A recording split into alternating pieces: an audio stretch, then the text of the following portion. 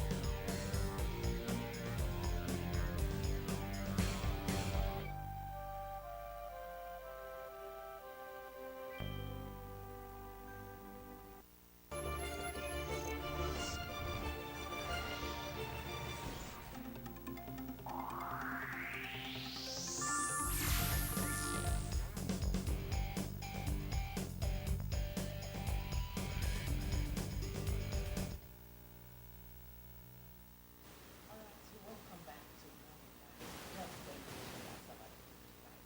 I just want to take a look at our next segment, safety tips. And on safety tips this morning, we have an expert in the house come talk to us on something very, very important. And what is that? Water safety. What is water safety? We want to hear from the expert. And so joining us as our expert this morning is Paul Odukamara. He's an emergency expert on technology. Good to have you. Good morning. Good morning. So good to have you join us this morning. Thank you for having me, and thank you for bringing to the floor a very important thing, because a lot of people around the world die just because they have no basic knowledge of traveling on the water. It's just here, we're going for picnic and everybody want to run for picnic, and a joyful plan becomes a sad story at the end of the day. And it's actually important that we discuss that. It's not even about traveling. Sometimes Let's play around in our water. homes we Play in have water, swimming yes. pools. So it's about just being safe Yes, when it comes to when it comes to water. water. That is the basic. Okay. So it's good to leave you to do your thing. So let's hear from the expert on water safety. Thank you. Water safety is everything put together to ensure that every risk or hazard as related to water activities are eliminated, as well as if you cannot eliminate, you should be able to manage and prepare for eventualities when this happen. Water is make up a large mass of the earth. If you are very familiar with the knowledge of the earth, you discover that we have limited lands compared to water. So everyone around the world, will one time or the other in their life, one time or the other in their life,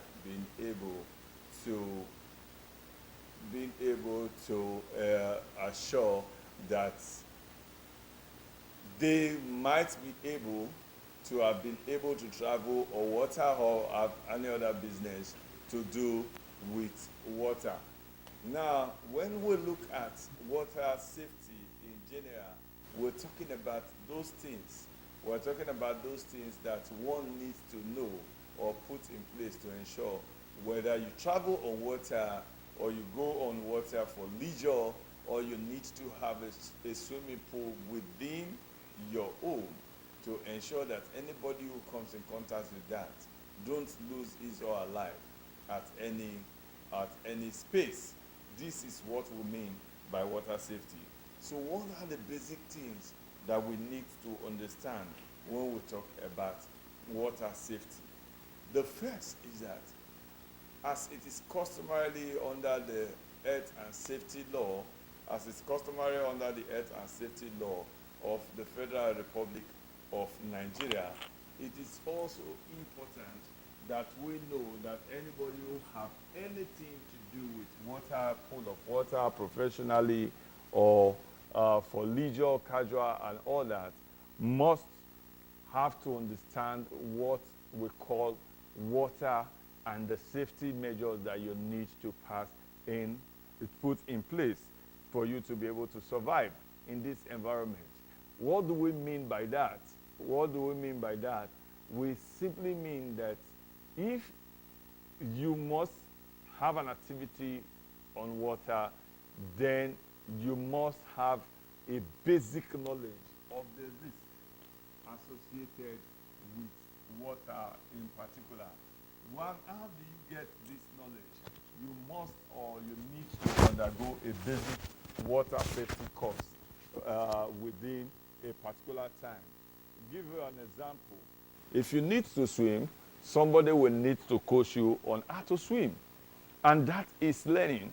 If you need to travel, probably your work professionally, or have to go through water on a regular basis, then it is compulsory, it is mandatory under the Nigeria Health and Safety Act that you must undergo and certify under a water safety course.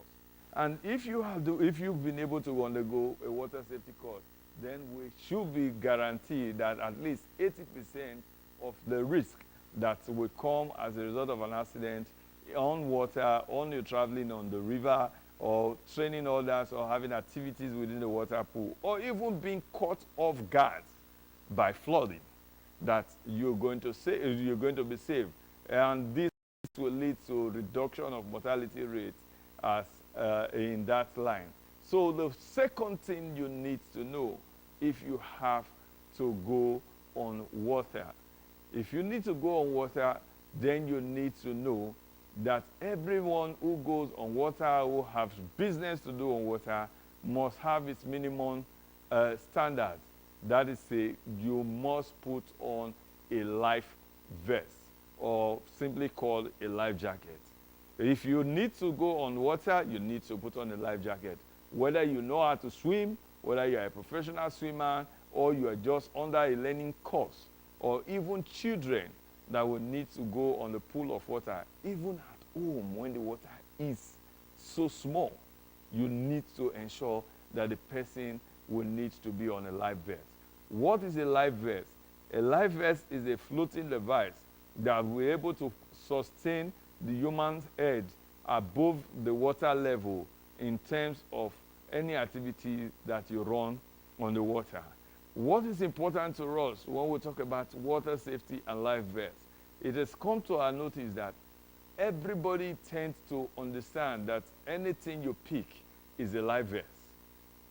Life vest in itself comes in different variety, which is classified as type 1, type 2, type 3, type 4, and type 5. Why are they classified in this regard? If you are probably swimming on your swimming pool within your house, you don't need a life vest that is going type 1 life vest that is going to sustain you when your boat wreck in the sea. So if professionally you work in an offshore environment, or you live in an island, definitely you will need what we call a type 1 life vest. A type 1 life vest is designed to ensure that even when somebody flow into the water, a vest like this, and you flow into the water as a result of shipwreck, and you become unconscious, in as much as you are in that vest, your head must be sustained to ensure that you have a constant oxygen.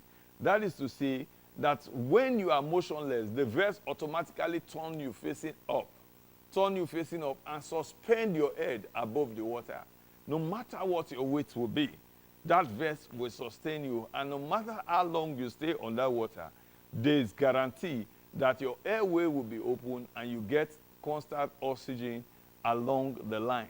Why is it important for those who have their major activities on water to always go on type 1 life vest? It's because you don't know when it will happen, and when it happens, you don't know how far you are from the seashore. Thus, hence, we always recommend that you understand why you need to use a type 1 life vest. Type 2 life vest is an ordinary floating vest which you commonly see everywhere, and it's cheap, so you see it everywhere around, where people who are supposed to be doing the swimming in the swimming pool under the watch of a lifeguard put on.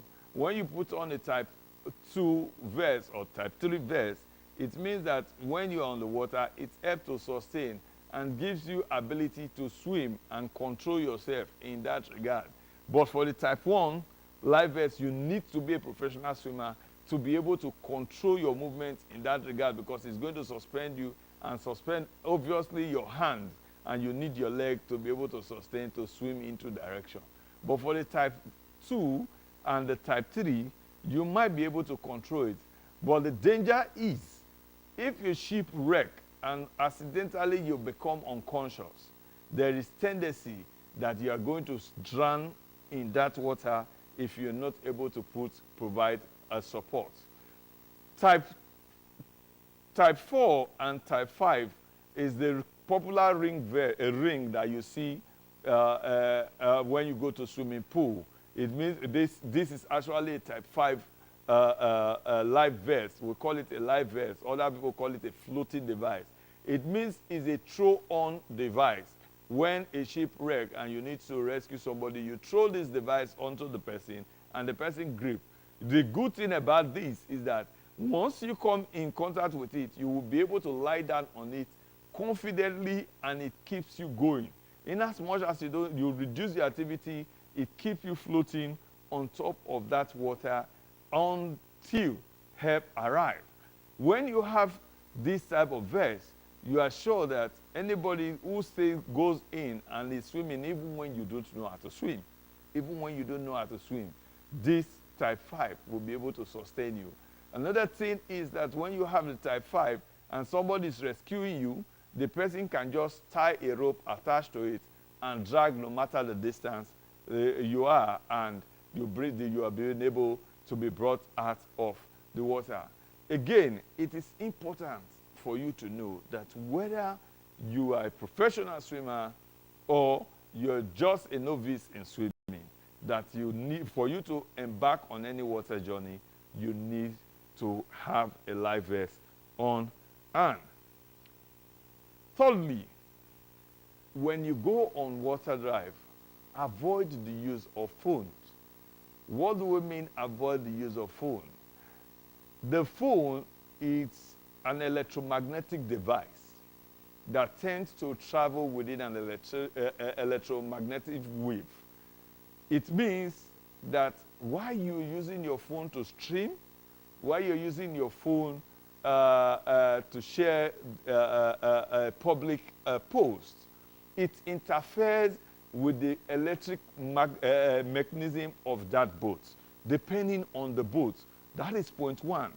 Point 2, if you're using a local boat where the sailor stays behind, and you're using your phone to video, you're using your phone to stream, what it means is that you would give a divided attention to the sailor who is controlling that boat, because it needs to be 100% focused. Why does it need to be 100% focused? On the river, we have what we call water hyacinths. These leaves that you see on top of the water floating. If the boat happen to drive into a water hyacinth, there's possibility that the propeller picks up the hyacinth and the hyacinth flings off that boat and the boat wrecks. It means that you need to ensure that your sailor is never distracted. And when you use your phone to stream, or you use your phone to record, most times the people suspend the phone on top and block this man's view. You put the entire passengers on that boat at risk.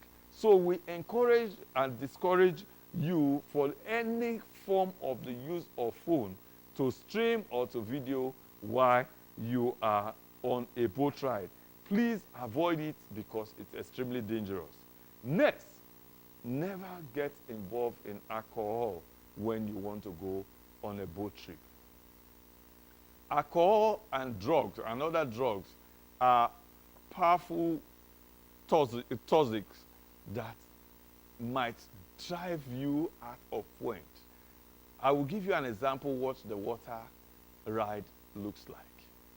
If you're on a boat, you don't have an opportunity to come down from the boat and step on a dry land.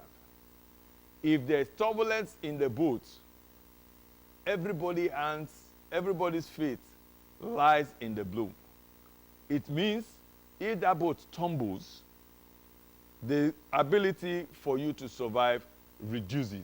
So if anybody within the boat is under the influence of alcohol or drugs, and the person starts an unusual movement in the boat, there's tendency that that boat will capsize. And when the boat capsizes, everybody within the boat will definitely drown. Even if you know how to swim and you are 5 kilometers away from land, from the seashore, it means that you will definitely suffer and drown. Again, don't forget, when you are on a high sea and you are putting on life jacket, sometimes it attracts sea wild animals. So you need to avoid alcohol when you are going on a boat ride. Ensure that people on land understand your trip. Let's say, for example, you are moving from Asaba to Bomodi via boat. It is good for you to check on with your relatives or your supervisors on ground the time you take off and your expected time of arrival. Before you go on that ride, ask your sailor, how long will it take me to move from Asaba to Bomodi? And he says 3 hours. The person who is expecting you in Bomodi know that if you leave by 2, you should be there by 5. Once it is 5 minutes after 5, the people get worried. And what happens is rescue team will start coming to look for you because they know when the ship wrecks, there's no way your phone can be on for you to be able to contact. So share your travel plan with people on ground, your supervisor, your relative, so as to ensure that when anything happens, they will be able to rescue. I'll give you a critical life truth when it comes to lifeguard. If the lifeguards within the shore know that you are expected to land on shore in 5 minutes, and they don't see you at 7 minutes, they are trained professionally to go back on the roof to check whether anything has happened to you.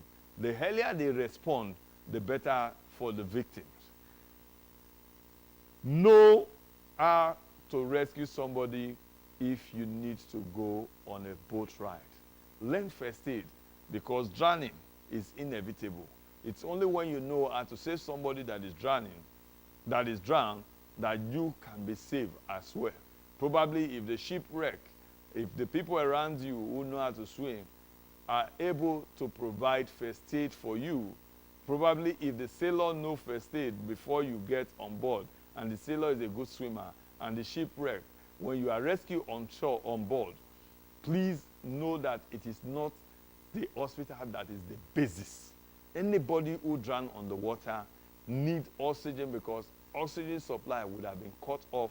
And when oxygen supply is cut off for a period of 6 minutes, the brain cells start dying.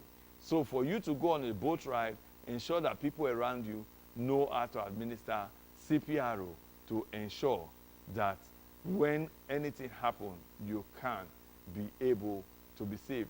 I believe these little tips will be able to guide us for whenever we take a decision, either you're going for picnic or you're going for normal swimming or you're going for professional tour on the river, on a boat ride, to be able to stay alive.